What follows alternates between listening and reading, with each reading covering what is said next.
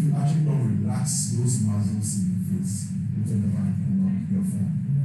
There is an AI I use on a daily basis. But the second one has to do with Google Maps. It is interesting how people don't take into account the level of technology behind Google Maps. Okay, so on my way here to the campsite, I think about 20 kilometers. Normally when I'm driving, I like to use Google Maps, whether I know the place or not. So that it gives me the number of kilometers I have to cover to get to my destination. So on my way, I saw, Google Maps can actually tell you when there's heavy traffic ahead, when there's mild traffic, it can give you that indication. It does that by showing red for heavy traffic and yellow for mild. So on our way here, I saw somewhere, I think about 20 kilometers to this place. There was mild traffic ahead. And I was asking myself, at this time of the night, I'm having mild traffic on this highway. Something might be up there. And lo and behold, when we got there, there was a tractor that had loaded close to about 10 people. That was what Google was saying as the traffic. You know how Google Map works? So if you start moving, your phone is actually sending information to Google that this guy is moving here. And your phone can actually tell Google whether you are walking or you're in a vehicle. So if you are walking, your information might not be used to calculate the traffic on that particular road. But if you are in a vehicle, and let's say, especially you are in your truck, and all of you have your Android phones or your iPhones or whatever, and they're all connected to the internet where your information can be sent up and down. It can form a way of traffic for those who are also using it to check the traffic on the way. So when I saw the tractor on the way, there were like close to 10 people at the back of the tractor. And these guys all had their phones. So that was the indication I got that there's that kind of mild traffic ahead. So these are the two AI I use in my life. And especially when you want to go to, let's say, point A to point B, and Google will calculate for you. Ask yourself, how does it do that? It can calculate, let's say, from here to Accra, the number of kilometers it will take you and the number of hours. Based on the routes the map is going to offer you. But if you decide not to take that route, it is going to recalculate and give you another route based on the traffic that will be ahead of you.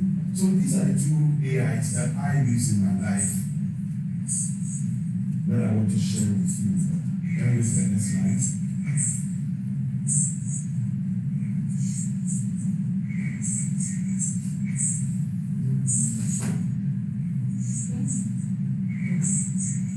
So I want to talk about the branches of AI.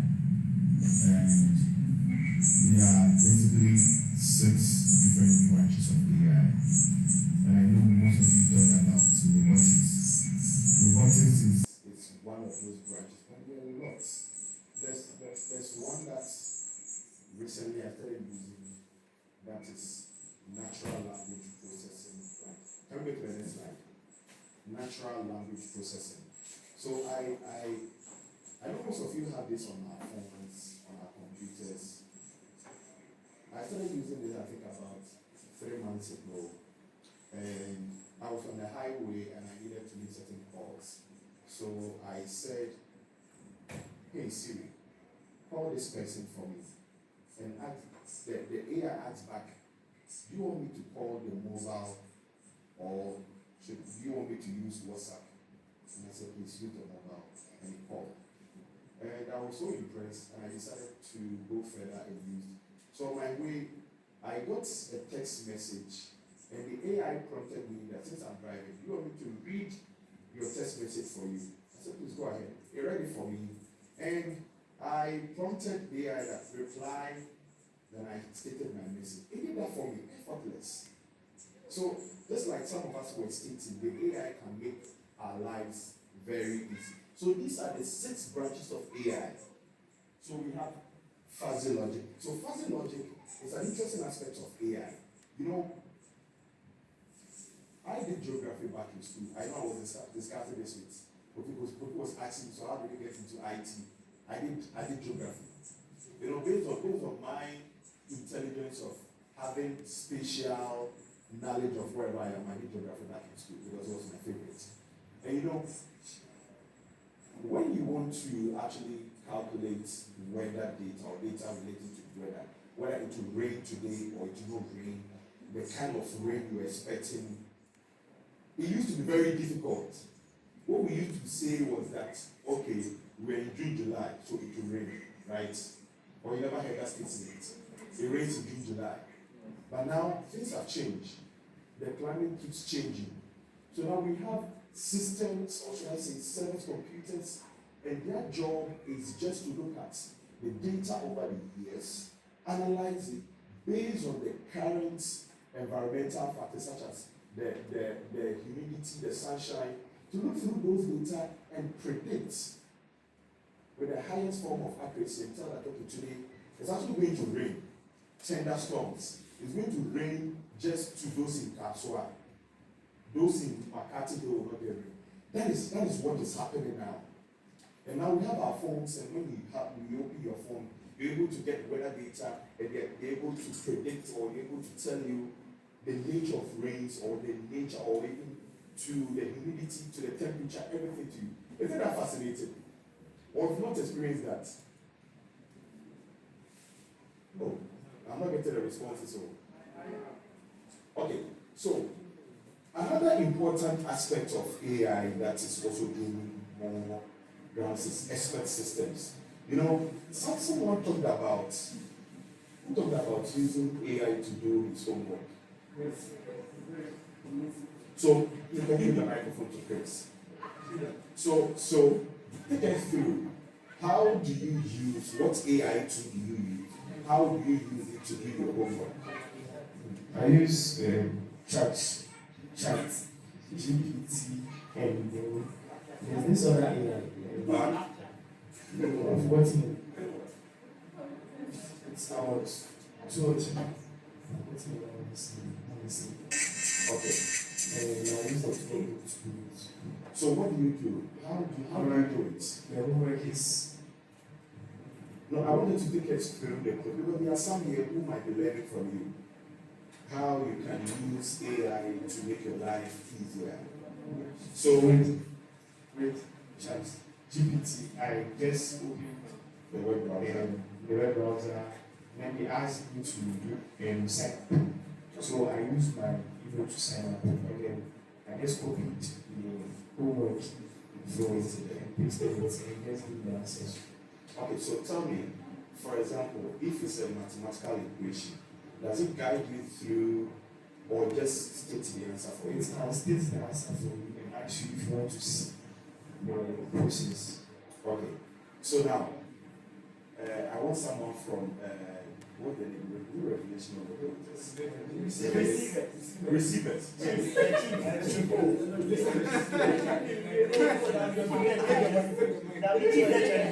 me the mic. Okay. Revelators. I said revelators. Revelators. Revelators. First teacher was to revelators.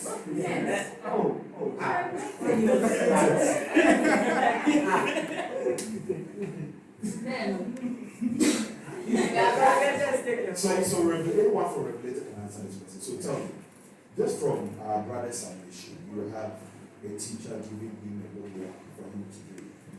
He copies every bit and detail of the question, put it on ChatGPT, and everything is solved for him. Do you think that's the best way of getting things done? No. Why? Makes a student Are you sure? Yes. If you have a counter answer, you can raise your hand. Yes, please. Let me hear from my senior. Yeah, I'm an unofficial member of the series. Okay.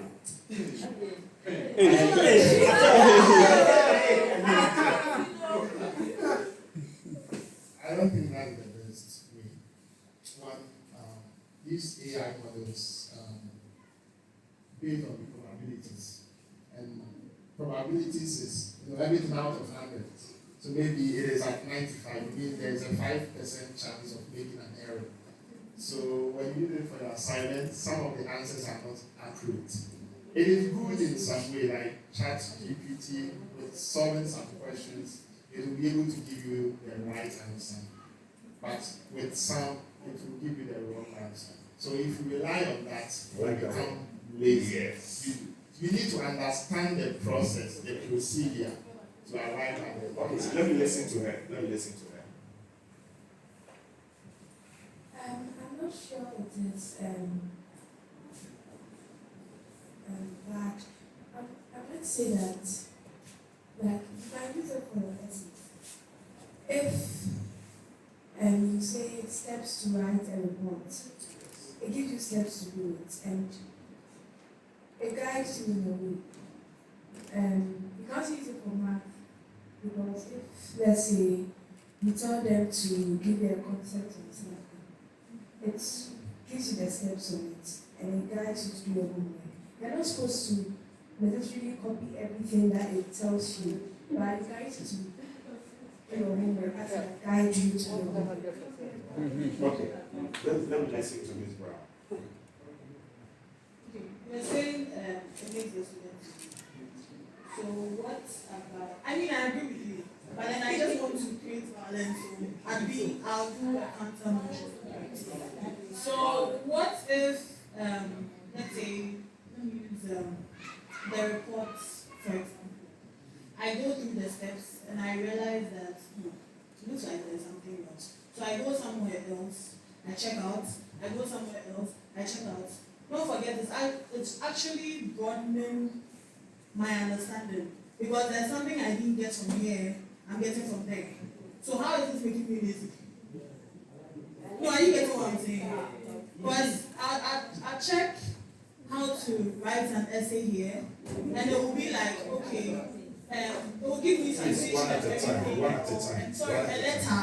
It will give you salutation and everything, and maybe it will leave the body. One at a time. Then you go somewhere else and you check, and you realize it gives you all but one, and one would give you everything you need. So in that case, am I rather learning or it's making me lazy? Are you getting where I'm coming from? Thank you. Okay. So I will take 2 extra comments on this. So I see Mr. Sabri, then you can come. Okay, so I'm in university. Let's say my programming class. I'm just never been to class before. For the most but the exams you have to write it. So that's how I win. So you can say it's through the AI that I'm becoming lazy. But I'm rather learning from it because it's I can put some. They give me a question. I put it inside the AI and then it gives me the results. And then I learn from it. Then I learn the steps. Yes, from it. So it doesn't make me lazy.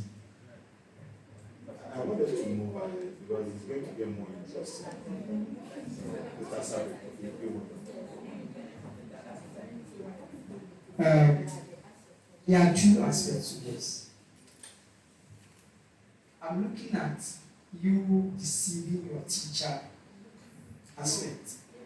Please, I am speaking. It's not you. And the aspect of you deceiving yourself that you are learning. There are 2 things.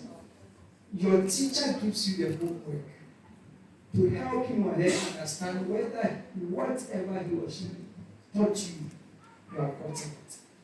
So that it will help the teacher to also prepare the next lesson and also know where to start from or where to continue from. Then you put your assignment in an AI app. Then get an answer. Thinking in your mind, you have gotten steps and you are learning from the steps. Present the answer to the teacher. The teacher sees that, oh, you've gotten it. Then in the exam where you don't have the app, you fumble. If there's an external examiner who comes to check the work, the teacher might be seen as not doing his work well. but you have deceived the teacher because the teacher thought that what he taught you, because you presented a good answer in the assignment, it means you have understood, so it doesn't need to do any extra work to help you. The part of you deceiving yourself, because you've gotten the steps, like Ella was saying, you got some from here, you got some from here, you got some from here. You are young people. I have passed your level, you've done it before. You might think because you've gotten everything together, you were able to really go through the steps, understand everything. It's a deceit. You've gotten your answer. What you want to present is a result to your teacher, and that is your focus. If you don't take the trouble to go back to really revise, and you think you are focusing on, you did the research here, you did the research, you don't get anything. You just get just a little information to present to get your marks. Because nowadays we are more focused on our results than what goes inside here. Thank you, Mr. Sabri. I want to move on. And you see, I was discussing with you the branches of AI. I want us to understand that the tools that we're talking about, whether bad or ChatGPT, they are still, how should I put it? They are still learning. So we have a branch of machine learning. So let me put it this way. Assuming that I come to Bethel Church and I put, let's say, 4 cameras there, and what the camera is supposed to do is to monitor movement of church members. Now, I can train my system to pick movement where I can detect one, thieves who join our services. I can detect those who come to church who are already tired, who are just waiting for the devil to then blow some air on their eyes for them to sleep.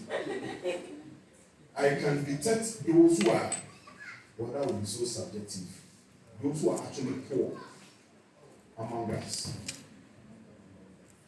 There are a lot of things that machine learning, that is where you present data to the machine, then the machine keeps analyzing, keeps relearning, keep reinforcing whatever it has learned already to understand patterns and make certain decisions for us. That is machine learning. You see, I talked about using the voice assistants on my phone. Initially, would you believe that when I started using, I think my first iPhone with the voice assistant was iPhone 4S. Would you believe that at that time, even to set up Siri was very difficult? Because one, listen to my accent, a typical Ghanaian accent.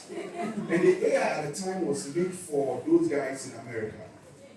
So you start, the AI will tell you, say, hey Siri. I will say, hey Siri. So please start again. Hey Siri. I could do that countless times and fine. So I stopped using it. But you see now, it has learned my voice in such a way that, you know, Danny, I've called you several times that I actually did not pick my phone. I can just say, call Danny 9. And you know how we pronounce our names in Ghana is different from how those folks also pronounce names. But the AI is able to know that 9 is the NAI in my contact that I'm referring to. And it's able to pick up. One name that I found very difficult to call using AI was that's Sam Nakumensa. I had stored his name as ELD for elder dot Sam N dot M dot Spesa. That's how I stored the name. So initially I started telling the AI that called Elder Sam Nakumensa. The AI told me there's no Elder Sam Nakumensa. Because it didn't understand that going through my contact, there's no name like that. But later when I pronounced the name and it realized, okay, so this is the one you're talking about. Now I just call Elder Sam back to call that name for me. What I wanted to understand is that whatever tool that we are discussing here, they have a component of machine learning where you get better and better and better. I want us to understand one thing. I know we Mr. Janko talked about not being over-reliant on AI. And I think my sister also talked about using AI as a guide. You know, we should have a way to blend both worlds, where we understand how to use a tool and how not to also get over-reliance over a tool. When I was in, I think, basic school, we were taught to use our mind or use our brains in doing certain calculations. I go to SHS and we are taught to use calculators. You see the switch? The calculator is actually a tool. But when I graduated from SHS, it was now difficult for me to actually use my mind to do certain calculations because of our reliance on the calculators. Initially, back in the basic schools, you can just give me a simple equation, I'll solve it. But by the time I go to the university, we have calculators that can actually plot it in a full graph for you. Why should you waste your time? So the important lesson we have to get here is that let's use these tools as a guide. And let's use our human factor to shape whatever answer, whatever result that we have. You talk about using AI to solve your homeworks. Yes, it's good, it's also not good. The good part about it is that it can teach you the various processes you have to go through in arriving at your answer, which is fantastic. But you know, the current tools that we have, there's a high probability that you might get your answer wrong. Recently, I know, you know, we did, when we were doing the marriage boot camp, I think I give some statistics, and there were a lot of people questioning the statistics. After a while, I decided to go back again. So, the AI tool I used was giving me statistics about marriage and divorce in Ghana. I went back again and I got different set of statistics. It happens. We should not be over-reliant on these tools. You're supposed to make our work easier. Talking about robotics, my younger brother was telling me about how in the UK, they don't normally get up in the morning, grab a mop and be mopping around. No, a trim. They have vacuum cleaners, which are actually robots. So they are round in shape.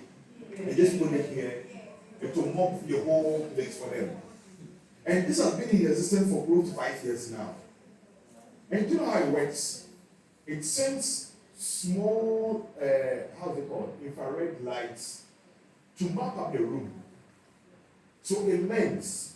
So let's say today you put it here and you map up the room, and you know that there's a fridge or there's a table here that you can't go under or beneath. For today, you know that that is the kind of layout I have. The following day, if that thing is not there, the robot is not going to say that I got here yesterday, there was nothing here, so today I'm not going there. No. It will learn to upgrade the existing layout that it had and mop on that side. Robots are making our work easier. For example, let's talk about cars. You know, there was a statistic that Toyota makes a car every minute. And it can take close to 3 months for a car company in UK like Rolls-Royce to make one car. Do you know why? Someone to explain this for me. Do you know why? Why Toyota is able to make a car every minute and Rolls-Royce will take a lot of days to make one car? Quality, no. Robots, because Twitter has a lot of robots. This one is bringing this party, this one is bringing that party. Rolls-Royce is employing humans throughout.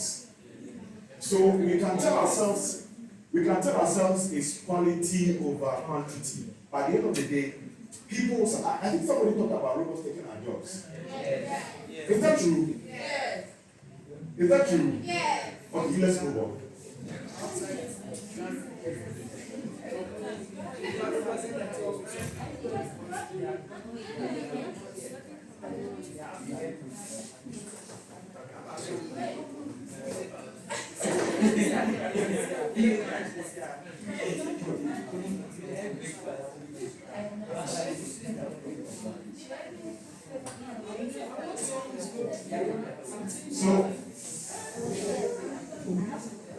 So You know, there have been this perception that they normally they use this picture to depict this particular scenario where there was a guy in what do you call it, a helicopter with a camera, and now they are saying that all that the person, the pilot, the person with the camera have all been replaced by a drone. But you see, the other side of it for us to understand is that although robots are coming in, but there are more jobs for people to make sure these robots do their work. So they are telling us that the photographer is no more relevant because the drone has taken the job. But now the photographers that we have who are using the drones, I don't know human beings. Can we get a drone? You go, you speak to a drone, Mr. Drone, I need photographs. It can happen. Okay, so see, someone is saying that if we program it, we're going to program it. The robot will program it. And who's going to program the robot? Another robot is going to program it. Okay, Brian, come in.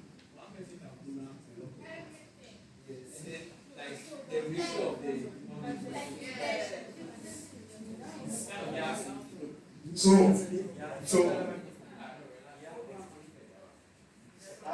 the thing is that no matter how you think about it, there's no AI without a human factor. Okay, I hope you understand that. There's no artificial intelligence without human intelligence. As we are here, I heard some people are programmers here. I can challenge you to do a project. Like, for instance, in my church, we normally promote some of our programs on Facebook. Like, we do paid adverts. You know that when you read your statistics from your adverts, you can actually understand who is watching your videos and the number of minutes they watch your videos. One of our statistics show that most of the people who are watching our church videos, our church promo videos, were watching just the first 15 seconds. So if you really want to reach out to a lot of people, what will you do? Someone should just suggest something to me. 15 seconds long. Did we hear?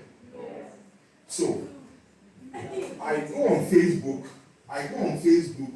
Danny does a wonderful promo video for me.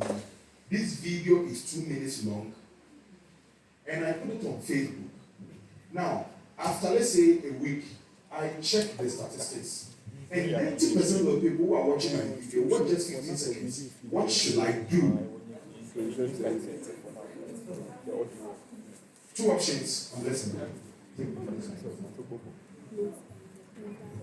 options. Either you make the video shorter or you upgrade it whether you did the upgrade.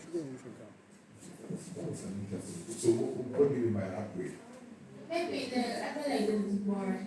It's boring. Yeah. That could be a factor. That could be a factor. Yes, follow. The part about making it better, because so for the first, let's say 5 seconds of the video, if let's say you're going to even make it the same 2 minutes, you have to find a way. To. Hey, you guys are going for lunch. Please listen, I'll finish right now, okay? I'll finish right now. I know you guys are hungry, I'll finish right now. Okay? I'll finish right now so I can go for your food. Why do you eat different? What time is it? 12? Okay. They're different groups. Is it breakfast or lunch? Brunch. We have the children's video and the adults video. The times are different. Oh, okay. So We are taking for the children. We have to. okay. So we'll finish very soon. So that so I please complete. Yeah, I was just saying that even if the video is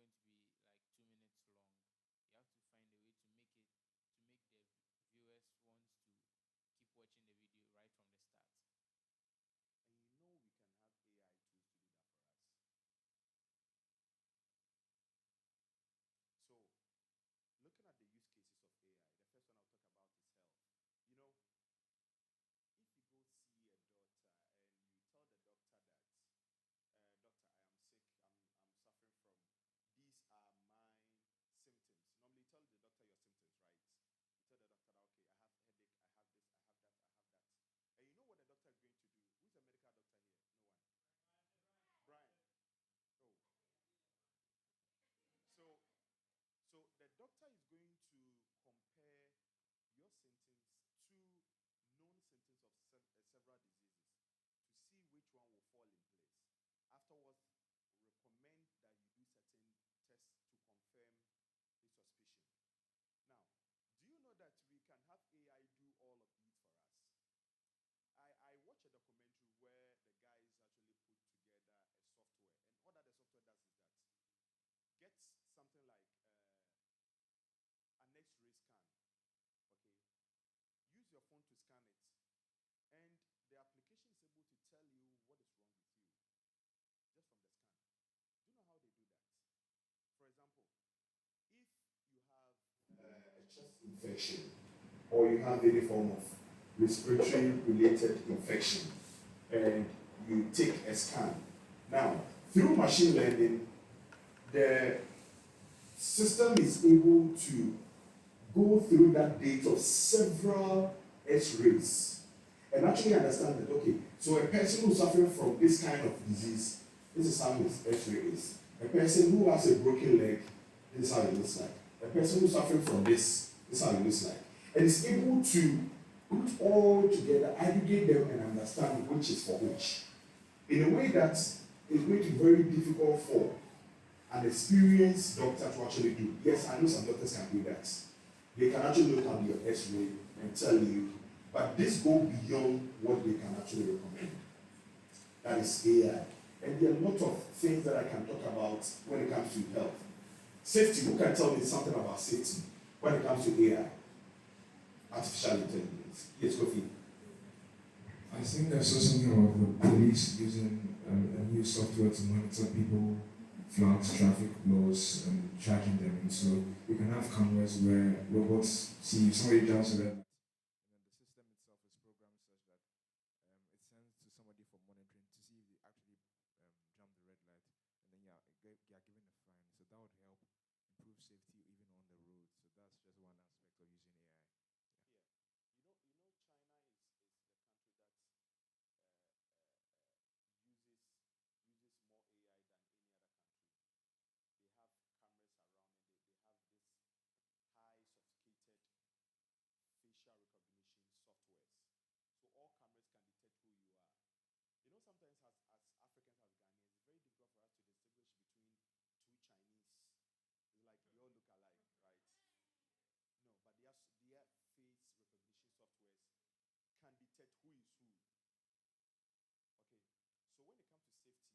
AI than any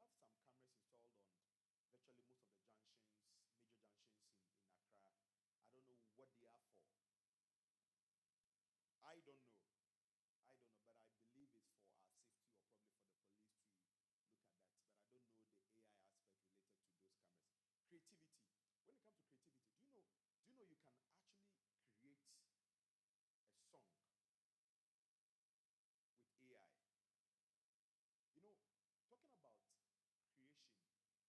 Okay, so when it comes to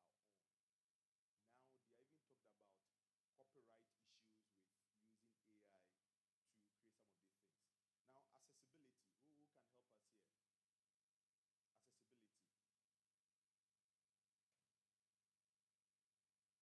I don't know what they are for. I don't know, but I believe it's for our safety or probably for the police to look at that. But I don't know the AI aspect related to those cameras. Creativity. When it comes to creativity, do you know you can actually create a song with AI? You know, talking about creation, when you pick, let's say, Brian's song or his instrumentals and use it in your production, you can be sued for copyright. But these AI tools can help us create our own. Now, they are even talked about copyright issues with using AI to create some of these things. Now, accessibility. Who can help us here? Accessibility. Accessibility. You know, I talked about Google Maps and how Google Maps has been shaping my life. I'm getting to places. Now, because of time, let me just touch on recommendations. You know, how many of us go to Facebook every day? Facebook, Instagram, TikTok. Okay. Do you know the AI tools that have been put in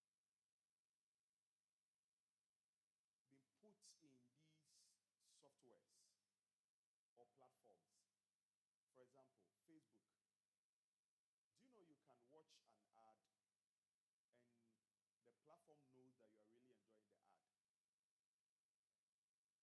It gets weird where people say sometimes they asked about, oh, I want to buy a football. They were just having a conversation. I want to buy a football. And the next moment, they open Facebook and there's an ad showing where they can buy a football. Has someone experienced that before? It's the weird form, but I've heard that it's not true, but I've experienced it before. Where you have a normal conversation with someone, you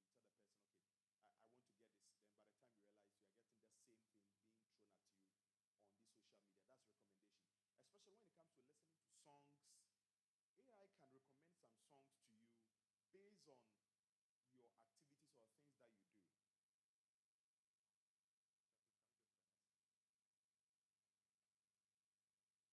Especially when it comes to listening to songs. AI can recommend some songs to you based on your activities or things that you do. So now I wanted to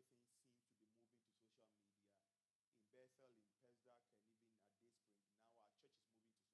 And this is an interesting topic. And a lot of people have complained about how even social media has taken over the church. How everything seems to be moving to social media. In Bethel, in S.D.A, and even at Dayspring, now our church is moving to social media. And it looks as if we as Christians, we are not understanding that social media could actually be a mission field for us to win a lot of souls. Because if something can be sold on social media, then the gospel can also be shared on social media.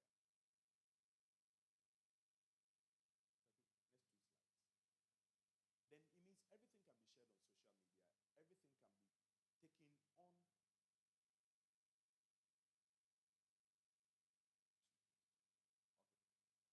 Okay. So looking at the church and AI. Now, I looked at it from having, like I said, if, for example, PESDAC want to personalize outreach ministries by going to online platforms like Facebook, Instagram, we have to really employ a lot of AI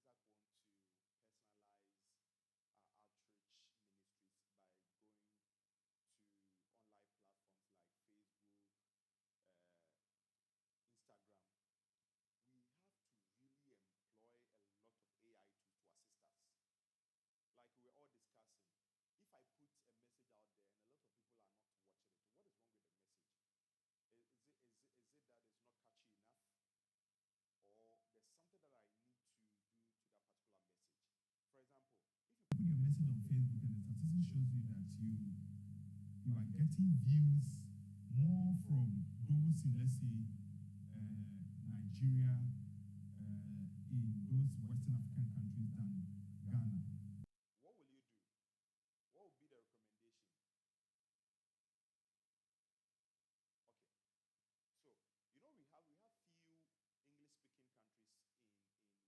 And we have a lot of French-speaking countries. So you put up your ad or you put up your promo on Facebook, and you realize that you're getting just people from Nigeria, from Sierra Leone, from Gambia, watching your videos.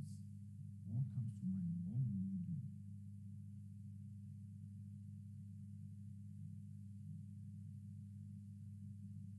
Please, microphone. It means the Ghanaians are not watching it as much. So if I want to increase the scope and make your content more relatable to people from those regions, like the Nigerians and co, as well as also, you would also try and also create some Ghanaian-based content as well. Yeah. When it comes to getting media out to church members and in the entire world as well, I know Mr. Sabri, recently we had an issue at church where we were streaming online. When we realized, are we online? When we realized one of our brothers just wrote on our platform that he wants to commit suicide. And at the time, I just didn't know what to do. There's something about Ghanaians. For example, you go to school, somebody gets 70, the person is happy. Another person gets 90 and is crying. What do you think the person who got 70 will tell the person who got 90? No. I hope you know the answer, right? The person who got 70 and is happy will not understand why somebody got 90 and the person is crying. You get it? So sometimes because of our background, because of our experience, it is very difficult for us to relate to people when it comes to certain issues like suicide. somebody tells you that, I don't know whether I'm supposed to say this here, but I know you're all not kids. Somebody said that he's suffering from broken hearts. So he wants to commit suicide. So listen. You see your reactions. That is the bad way to actually tackle the issue. Because already you've put yourself ahead of the issue, thinking that this cannot happen to me. So why should you kill yourself because of this? Somebody is broke and the person is depressed. And you are asking yourself, you are broke, you still have life. Why should you be depressed? That is a hindrance that sometimes AI can solve for us. For example, this guy came to our chat and said that I'm really depressed. I want to kill myself. And assuming that we have our chat bots working, the bots can actually tell the brother, give certain quotations without putting his personality ahead of the issue. I hope you understand what I'm saying. Assuming if I had responded, I'm sure I wouldn't have given him the right answers. So what we did at the time was to call the elders, for the elders to privately respond to him, tell him what to do, pray with him. But assuming there was no one there than yourself, that is where AI comes in assisting with some of these issues. But it also has to have the human touch, where you train your systems to learn and adapt to certain situations. I hope you are in line with this. So I can also look at sermon preparation. I know most people will argue with me on this, but you see, one of the days we used to do Bible marking. So when I want a test on obedience, meaning that I had to read a lot to find a test on obedience. But now I realize that I can just open my Bible app and go to search, type obedience there, and I get the list of quotations. But do you know I can still go ahead, use AI to actually understand the root word of obedience using several quotations, to actually understand whether that word obedience there is actually obedience and not a word that denotes following something. I hope you understand what I'm saying. So we can incorporate AI into preparing sermon. I'm not saying that your faith should be put aside, but the AI will assist us in reaching or getting closer to God. That is how I see it. You know, talking about chatbots, we have, you know, I initially made this comment that we can actually have systems where we can have small dummy cameras check movement of people that come in and people that go out. You know, we have cars that can actually detect when the driver is sleeping. Yes, lots. A lot. When the driver is sleeping, it's either going to vibrate when you realize that your hands are going to vibrate the wheel or going to send a signal for you to wake from the slumber. Because these are tools to make our work easier. And if the church is able to incorporate these tools, then it makes our lives easier. It is important that we notice that wherever there are obstacles, wherever there are challenges, the church is supposed to turn these around into opportunities. AI is a challenge for most of us, but the church can turn it into an opportunity where we can get things done. So assuming that you want to meet church pastor, but we have a system in place where you can actually book an appointment with pastor. And the system can tell you when pastor is free, when pastor is not. Now, pastor can also have time for his family. But if we all call, Jampo is calling in the morning, when Jampo calls ends, Miss Brown is also calling, everybody is calling. Now, you see, it gets to a point that our leaders are overwhelmed. But if you can have a system where the system can actually plan the itinerary in a way that if you want to get to meet, but you want to meet, you book, or that cannot be done.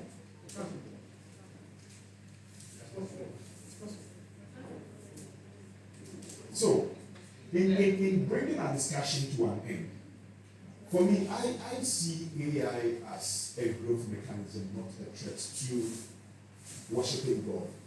Because If nothing, if social media hasn't taught us nothing, what we should learn is that technology can aid us in doing things in a much easier way.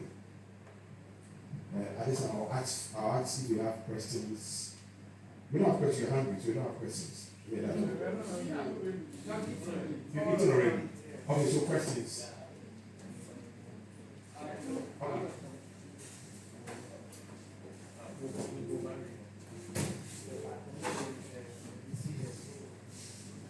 Yeah, so as young people, I think you've mentioned the various ways AI is in everywhere.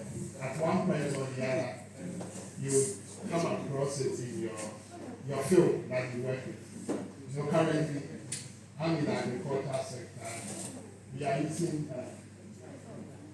AI as an interface between our scientific tools to now I needed the WhatsApp, as the interface for you to chat and get agronomic advice instead of going to an extension, looking for an extension officer to give you advice. So AI is good. We are not saying AI is bad. You can use AI, and in every field, I can give you so many fields and the technicalities involved. I know we mentioned machine learning, a whole lot of statistics and things involved. So let's, as young people, let's try to make the best use of AI. Let's make the best use of it. I also use AI for research. Sometimes you are programming and you get stuck.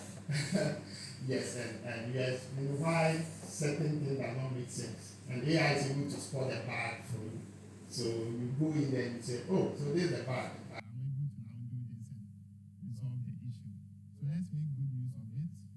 Let's also develop our human faculties.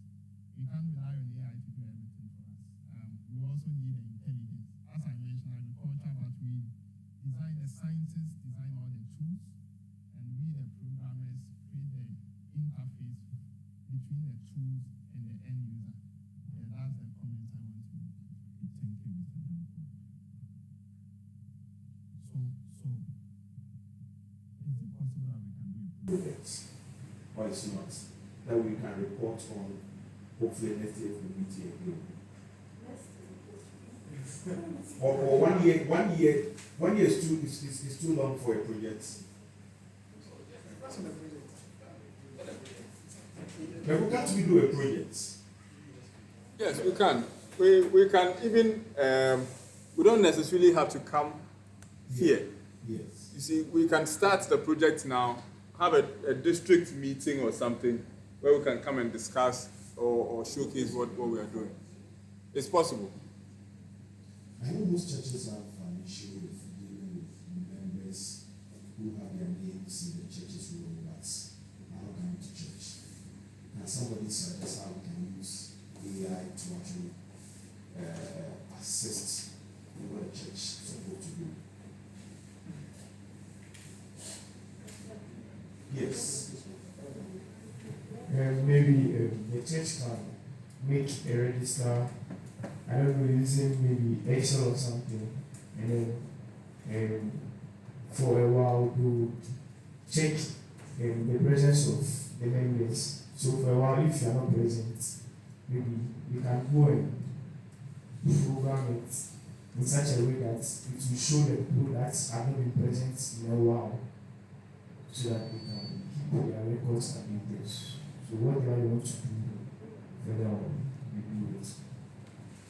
Before you can see, we can do it. Do you know? Let's say if Janko is not my friend, and I meet Janko here and I get closer to Janko, maximum of 14 days, I should have Janko's name popping up. Not as friend request, but as a suggestion. You know how that works. But never do that. You meet somebody, whether you know the person or you don't, but randomly, after 14 days, you should see the person. Name popping up on your suggestion. You've experienced that before. How? What is the rationale behind that?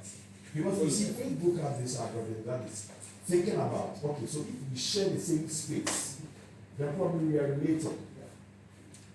So we have shared this space for more than an hour or so. Then it means we are related. So the system will suggest to you that, okay, now the guy you share the space with, this is his name. It's a friend suggestion. You can send a request to him. So like from what you're saying, if we have, let's say, the list of all church members, their names, their telephone numbers or emails or whether we can get their social media account if possible. Now, we can design a system in such a way that every Sabbath day, if there are sermons, we can get a small highlight. That's the system is going to push out to all members, wherever you are. Okay? Now, we can also design a system in such a way that if you don't come to church, the system will know. And the system will send you a message. You know, it is easier. You know, it is easier when you have. You know, it is easier when you have your church pastor or your church elder calling you to check up on you. But you know the difficulty with that. At a point in time, pastor or the elder or that brother or that sister can check up on just a limited number of people. There are always going to be people who will be left out. But if you can design a system where this system is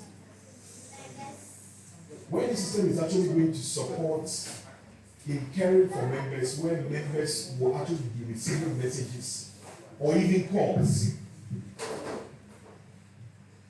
So now the question is that, what project are we going to do?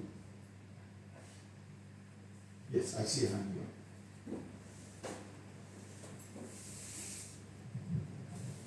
What I was thinking, it might be a bit complicated, but then, not complicated, but maybe resources may be tough. But maybe we can each give the members of the church like a small card, like sort of an RFID card. Yeah. So when they come to the church, they can use that card to, I don't know, put it somewhere to show that they're here at the church. And then after some time, maybe after 2 hours, the AI will run to see which cards weren't tapped. And then they'll know that these people didn't come to church. It's an interesting suggestion. But you see, that's why we are all here. But you see, that's why you actually said it was complex. What if I left my card at home? You see? But you see, that is why we have to all come together and perfect this idea. Yes, Mr. Jaco. So let's get a biometric device. We did that in one of our software for a client, like a friend of mine. You just, so you buy instead of the card. People come to church and, they put their thumb on the biometric and all that. At first, they will have to register. So if it comes and the person, it doesn't record it, there's a beep, it tells us that the person is a visitor. So now we don't sit down and now look for who is a visitor and all that, because there's a beep. The secretariat is there. Oh, so you mean the person is not registered. You ask, where are you from? And we get all those records. Mr. Jaco, I love your solution, but I want to play the devil's advocate. What if, our church members, some will resist. They will tell me that, oh, if I put my tongue here, another person will put down, maybe put gems. A lot of people will say that. So who can come up with another solution? We are all sticking to this. Okay. Sometimes you can use that face capture whatever. Facial recognition.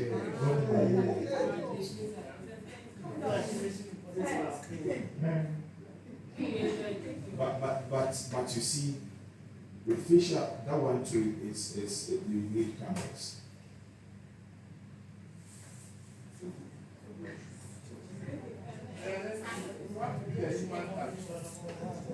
Okay, please. Sorry. I think before all that investment, I think I attended a comedy show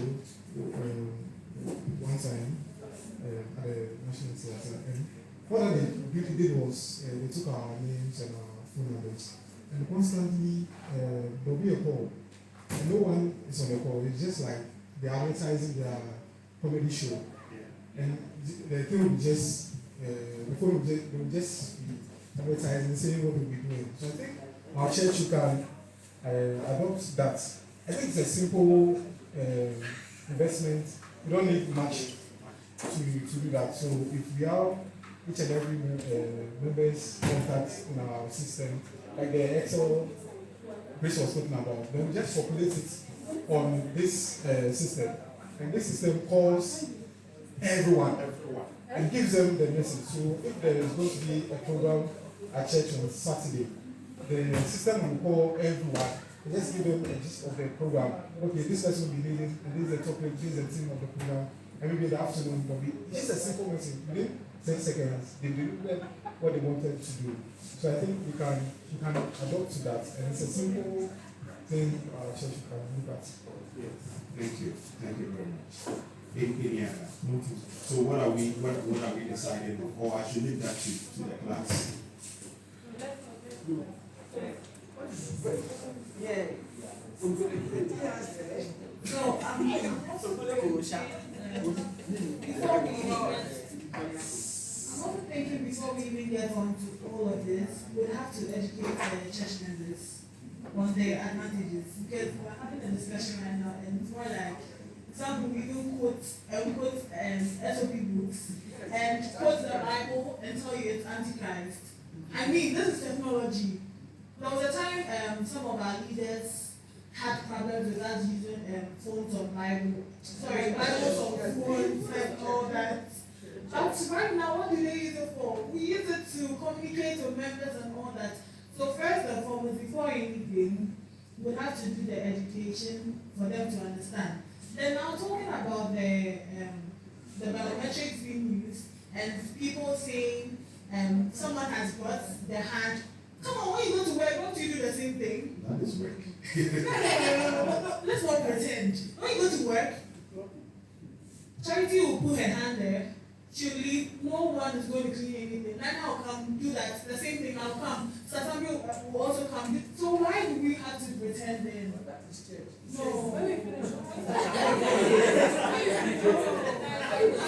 So coming back to the first point, that is why we need to educate them. But then you can also have this is what you can have an automated something that will maybe clean it as a when yes, that's also part of the yeah. Okay. I mean, there's so many ways with this. You can ask us sanitize your hands before and after usage, or you can get something. I'm sure that once there's a web, there's a name for it, then definitely it exists. So you can get something that will just automatically wipe the screen and the next person can. So it all boils down to education. So I got a shock of my life in the UK. I entered a ward. Actually, before I came to Ghana, I was working in a hospital. And that hospital is one of the, I would say, most sophisticated, the Manchester University Hospital. They did the AstraZeneca vaccine. When you get to the section where they do the vaccine and all that, the door to the main hall is automated such that the moment you enter, there's a screen ahead of you that scans you, and everything about you displays on the screen. Everything about you. Where you came from, the country of origin, everything displays on the screen. I was shocked because I didn't have my passport or anything on me. I just opened the gate and I saw my name, everything around me on the screen. I saw myself on the screen. My image was there, my name was there, where I came from, everything about me on the screen. I was shocked. I thought it never crossed my mind that something of that sort, that technology can ever happen. It was there. It helps me to understand what we are doing. And so, like for our church, though expensive, like a time will come where if you want to help this situation, This is one of the ways we can do that. Like you're saying, instead of going for a card or anything, the person enters, the details is given. And the seed is not showing on the screen for everybody to see, the secretariat will know that this person has come to church. And for a number of days, if you are not seeing this particular person, then it means the person is not coming. And then we have to quickly look for the person. Because I remember at Pesda, I remember a member stopping church simply because when he was not well, the church did not come to visit him. Meanwhile, the person did not inform the church. So the point is that so far as I am part of your fellowship, you should be able to know my whereabouts anytime. And so whether I inform you or not, you should know that I am not coming to church, so you should come and look for me. And so with such technology, though expensive, but I try to come, you should be able to do this and to help us solve some of our problems. Yeah, that is an important one, especially when it comes to people who come to church. We will have their details, and for a while we actually will see them in church. So your scripts should also reflect that if this person doesn't come to church for this number of days, trigger this, so that this person will or send a call, then send a message to this elder that or this department that they should arrange for a visit or they should do this. And I think it's something we can do. I know most of you have been playing with Raspberry Pis and this kind of stuff. They are this small device. They're not expensive. We can get one, link it to just a small camera, which is also not expensive. Just plug it somewhere, fix it on one of our entrances. Just one. Write a good program, which obviously we can do, most of us can do. And we start. So if, let's say, the person enters, the ushers are able to include the details. We know that, okay, this image corresponds to these details, and that is it. Because at every point, the person entering, the person going out, and the system will be trained in such a way that it knows the number of times somebody is going out. You know, at a point, we can have such a system where our neighbor can tell Mr. Janko of late, Oba Church, I want to see. Yes, because who is watching me? Okay, so thank you for spending your lunchtime with me discussing this topic. and I believe most of us who are not into tech like myself will take it a bit serious.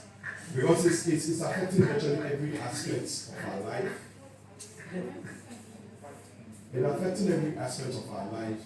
For those who are into music, into medicine, wherever you find yourself, take it serious. Take it serious. Use it to upgrade whatever you're doing. Don't rely on it, but let it be your guide. So thank you for having me here. And good afternoon, and have a wonderful day. Or I should say, have a wonderful day to myself.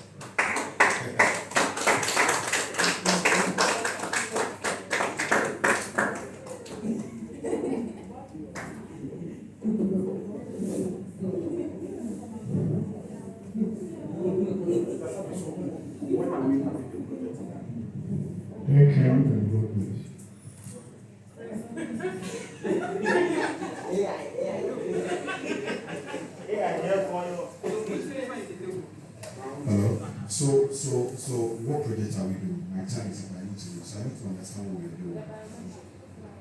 So let's I want all of you to decide on what project that you want to do involving artificial intelligence.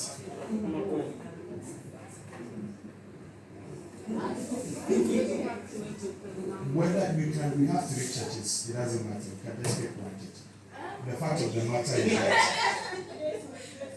that we all have to agree and we all have to support. We all learn and we all agree the system.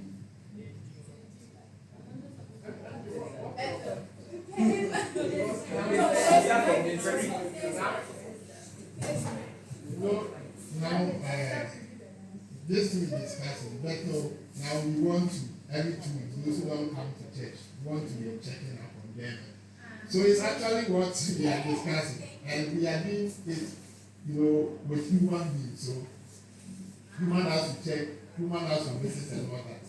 But if the biometric will cause intensive, what of having, I don't know, maybe extra template for our Sabbath school class, whatever, so that they could be taking attendance instead of marking, so that we could upload it into a database, have a script on top. Then we know those who have not come to check for maybe some 2 weeks, and it will trigger maybe SMS messages and all that, so that we don't end up spending so much on devices and technologies. The good aspect is that we have to start from somewhere. Even if the AI is able to capture just 2 people, let's start from somewhere. Then later, as we understand the program we're doing, we can upgrade and virtually capture all the people that we want to. Thank you very much. So, as the lesson has ended, I would suggest that we have 3 churches. Like Jaco is saying, all churches have members who are not coming. And so we can take, as the youth ministry of the district, we can take it up as a project that in every church, the youth will embark on this, where we will try to put ourselves together. This lady knows all the things, the codings and the programming and stuff like that. So those who are also good at the various churches, we put the youth together, then we try to design a very simple program that can help us to identify those who don't know the come to church, so that we can visit them. I believe, as Mr. Pussy said, if we don't start from somewhere, we will never get anywhere. And so, we will start from this mountain, from this class, then we move it home. We started with all these places full. Now, almost all these places are yes, so what we are going to do is that we have 4 groups. Hello. Oh, it's a serious thing I'm talking about. We have 4 groups now. So for the 4 groups, every group should design something that can help us to know how many people are not reporting for the service every day or every time, and how long we stay here. How long we stay here. So right now, when we're starting, we took the role. Now, when we do it again, I realize that some of the groups might have only 2 people here. Okay, let's start. Yes, let's start. No, my team. It's Kofi here. Kofi, let's start.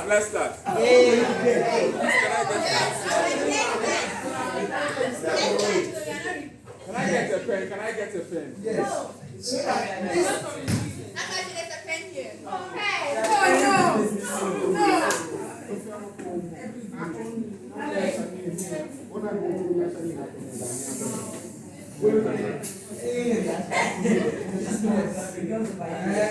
so what's the first group? No one is here.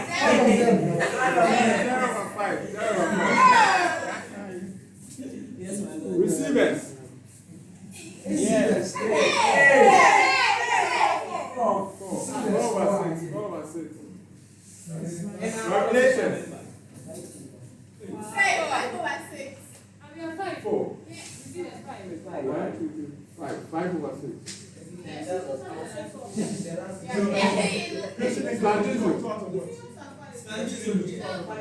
Three. 1, 2, 3. 3 out of 6.